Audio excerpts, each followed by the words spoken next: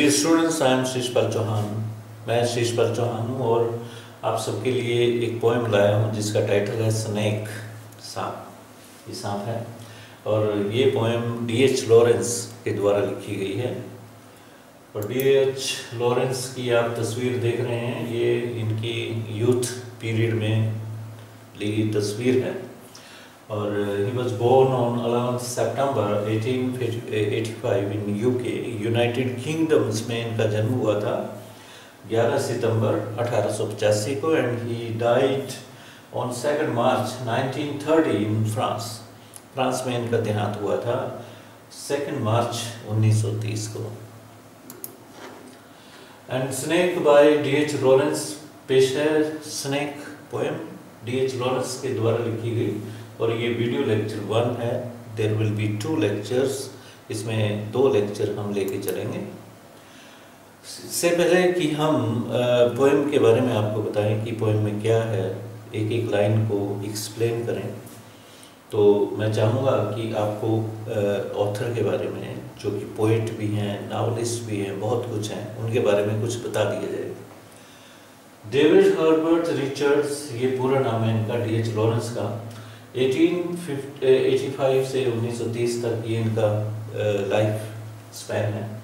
English novelist हैं, अंग्रेजी के नावलिस्ट, स्टोरी राइटर, क्रिटिक, आलोचक, पोइट और पेंटर भी हैं। ये सारी खूबियाँ इनमें हैं और is one of the greatest figures in 20th century English literature. अंग्रेजी साहित्य में, इंग्लिश लिटरेचर में ये जितनी भी 20th सेंचुरी में 20वीं शताब्दी की हस्तियाँ हुई हैं, कवि हुए हैं, नावलिस्ट हुए हैं या ड्रामाटिस्ट हुए हैं, टी.एस. एलियट जैसे, W.B. यीट्स, ये सारे 20वीं शताब्दी की हस्तियाँ हैं और उनमें उन महान हस्तियों में से एक हैं। इनका नाम भी उतने ही आदर के साथ लिया जाता है जितना कि T.S.. Elliott, W.B. Yeats, W.H. Auden और बहुत से 20वीं शताब्दी के पोइट हैं या कवि हैं, लेखक, स्टोरी राइटर हैं या नावलिस्ट हैं, तो इनका भी नाम उतने ही अदब से, उतनी ही रिस्पेक्ट के साथ लिया जाता है। His famous novels are women in love. इनका काफ़ी ये कुछ हालांकि ड्रामाज भी लिखे, शॉर्ट स्टोरीज भी लिखी, पर हम नावल्स में से वीमेन इन लव और द रेनबो, लेडी चैटरलेज लवर, ये कुछ अच्छे जो काफ़ी फेमस नावल हुए हैं उनमें से हैं। कुछ 3 नावल मैंने नाम लिए और यहाँ थोड़ा प्रोनाउंसिएशन का बता दूँ, कई बच्चों को ना पता हो। ये वर्ड वीमेन बोला जाएगा, वीमेन, और W को, होठों को गोल करके बोला जाता है ऐसे, वेट, वी मिन, मिन। जब ये प्लूरल होता है तो वीमेन होता है, जब ये सिंगुलर होता है तो वुमन, तब वुमन बोला जाता है। और बहुत से और भी रचनाएं इनकी हैं। Setting of the story, story की सेटिंग देख लेते हैं। सेटिंग ऑफ द पोएम, कविता किस सेटिंग में बनी। The poem Snake was composed in 1923, 1923 में कंपोज की गई, लिखी गई, and forms part of the reptile section of D.H. Lawrence's book Birds, Beasts and Flowers।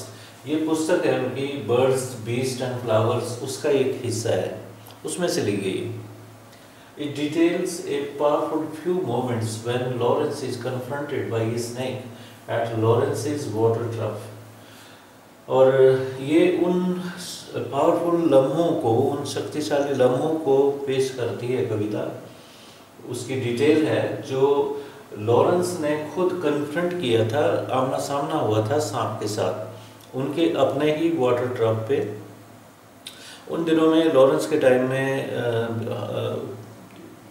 उनके घर के आसपास या बैक पे या फ्रंट पे एक वाटर ट्रफ था। ट्रफ एक हौद होती है, जैसी प्लास्टिक की भी होती हैं, सिंक जैसे किचन में होती है वो सिंक होती।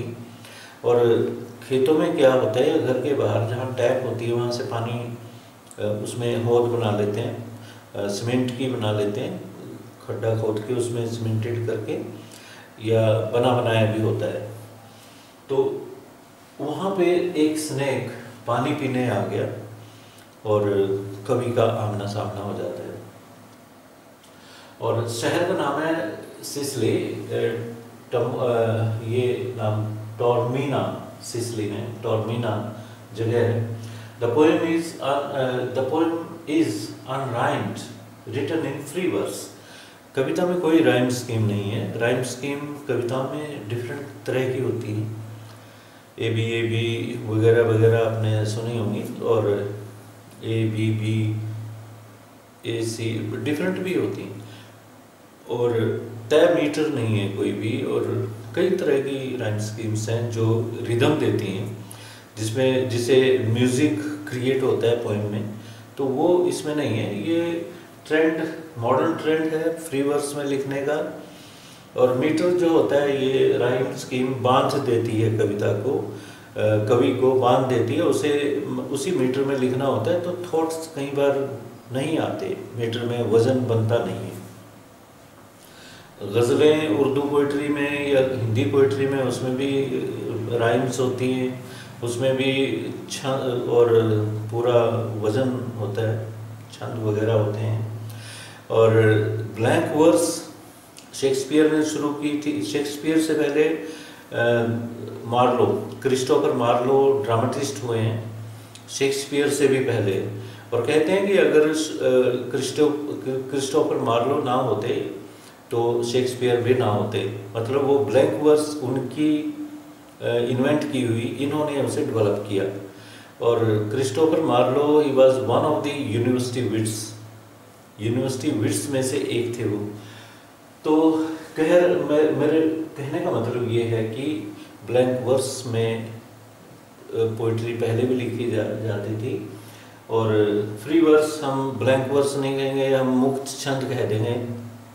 जैसे कि कवि निराला ने लिखी हैं कविताएं, और बहुत से लिख रहे हैं। इसमें फ्लो बनता है और प्रोज टाइप हो जाती है कविता।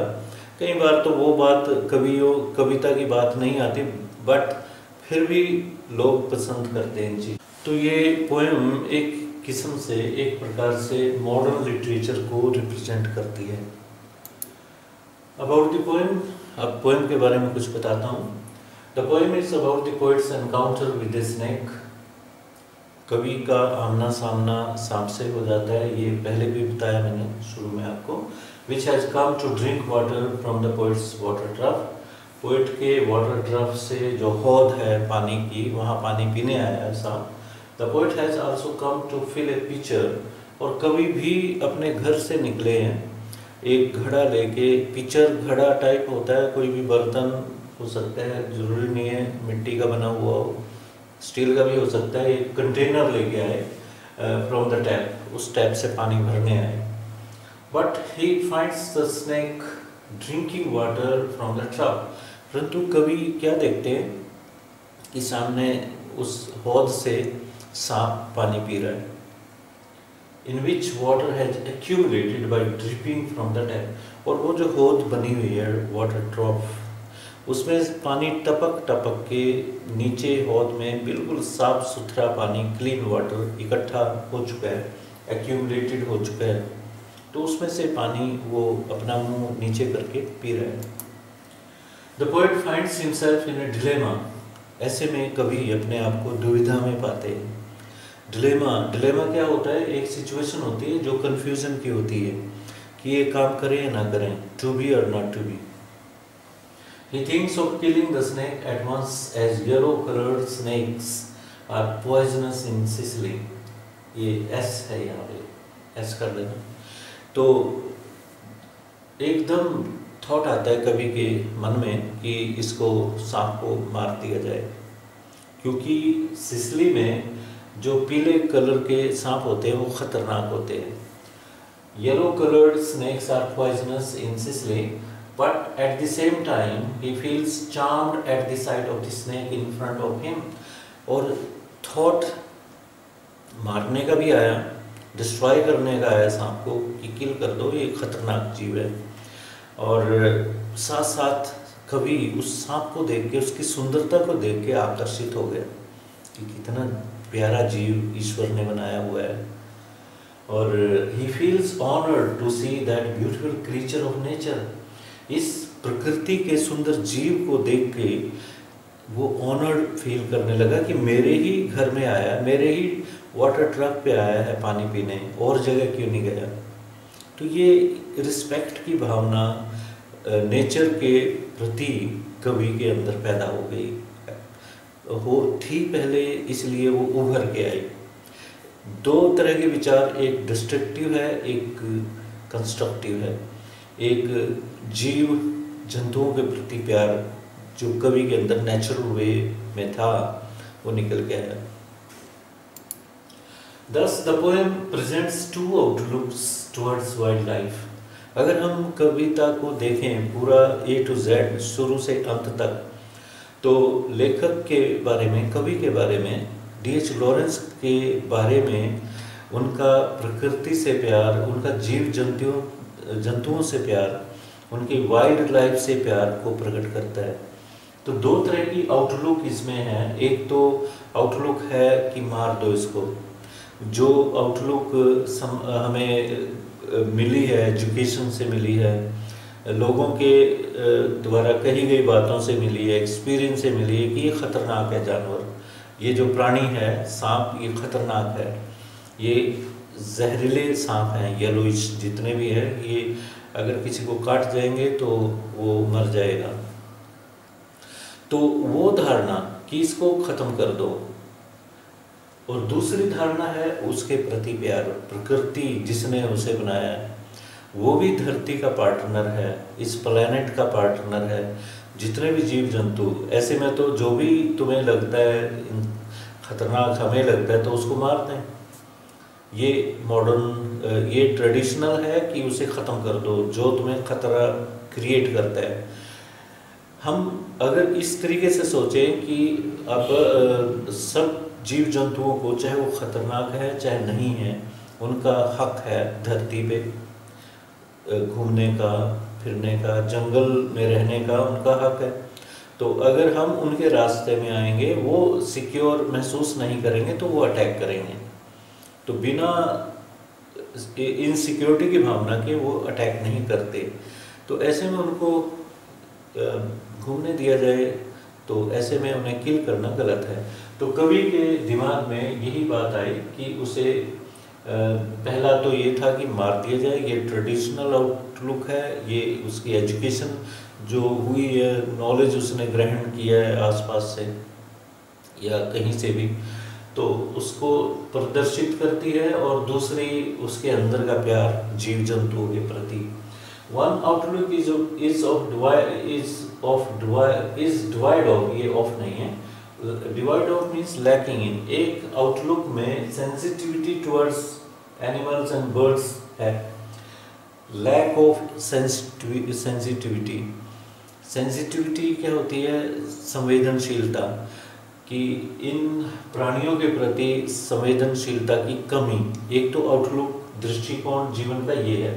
Second one is showing concern, दूसरा जो भावना है जिसको देख के कभी आकर्षित हो जाता है और उसे उसकी प्रशंसा करता है, कितना सुंदर जीव है, वो है एक लगाव की भावना, एक feeling for every creature of the earth, संवेदनशीलता की भावना। धरती में जितने भी जीव जंतु हैं उनके प्रति संवेदना। It's to think them as our co partners on the earth. ये जो दृष्टिकोण है ये हमें ये सिखाता है, ये शो करता है कि हाँ, वो जीव जंतु भी हमारे को पार्टनर हैं, धरती पे रहने वाले, वो भी हिस्सेदार हैं धरती के। So the poem ends up with this modern approach towards wild life. तो कविता इसी मॉडर्न अप्रोच पे ख़त्म हो जाती है वाइल्ड लाइफ के प्रति, कि हमें वाइल्ड लाइफ को बचा के रखना है, उनकी इज्जत करनी है, वो भी पार्टनर हैं, उनको भी जीने देना है। Let's begin the poem snake. अब पोएम को हम पढ़ते हैं। Imagine if you encounter a snake drinking water from some pit or any container in front of in front or at the back of your house, ये imagine कीजिए आप कि कोई आपका आमना सामना एक सांप से हो जाता है, जो आपके घर के सामने किसी कंटेनर से या किसी गड्ढे से या घर के पीछे वहाँ से पानी पी रहा हो। What will be your reaction? तो तुम्हारा रिएक्शन क्या होगा?